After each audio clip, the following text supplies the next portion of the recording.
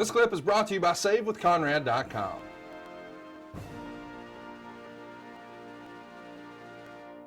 Christian's on the mic here. Let's take a listen. My fans in Sacramento. I'm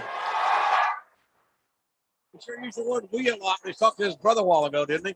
Now, we all know you people are paying hundreds of millions of dollars to Chris Webber. Who? For a championship you know he's never going to win. NBA, Sacramento Kings play in this arena, you know. But worry not, my friends, because tonight I'm going to win the European Championship free of charge.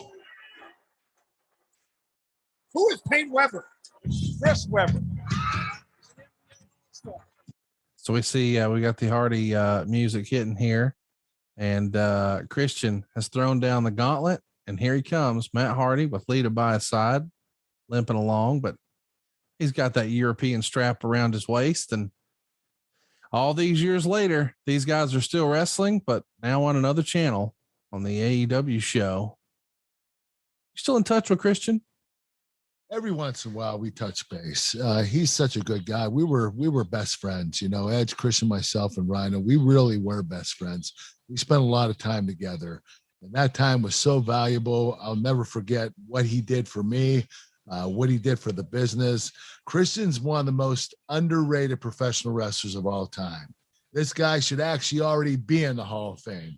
That's how good he was. And I don't know. I mean, I think someday he will be. I just think that he's been underappreciated. No, I totally agree. You know, you talk to anybody who's ever actually wrestled with him, and they tell you that he was next level in terms of putting the match together, making a good match great, being in the right spot at all the right times. You know, all the little intangibles that we hear go into being a great wrestler. One by one, you hear guys who wrestled him say that he was the guy. He could have very well been the best professional wrestler of all time. That's how good he was. He was creative, putting the matches together. His timing was impeccable. He was one of the absolute best I've ever worked with.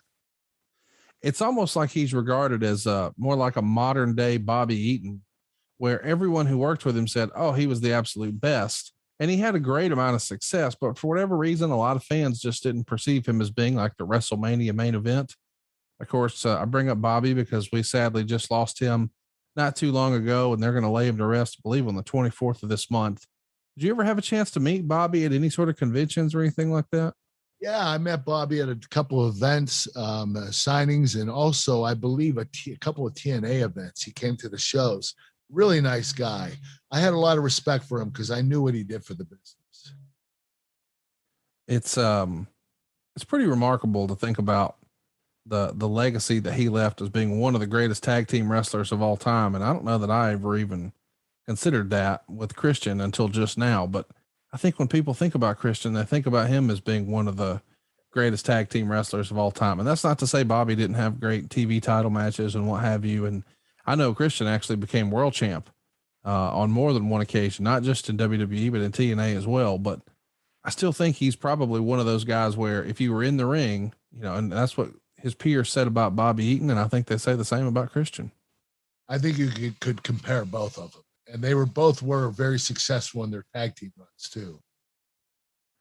How would you compare and contrast, say, a Matt Hardy and a Jeff Hardy? We talked a little bit about Christian, and we've spent a lot of time on the show in the more recent episodes talking about Edge.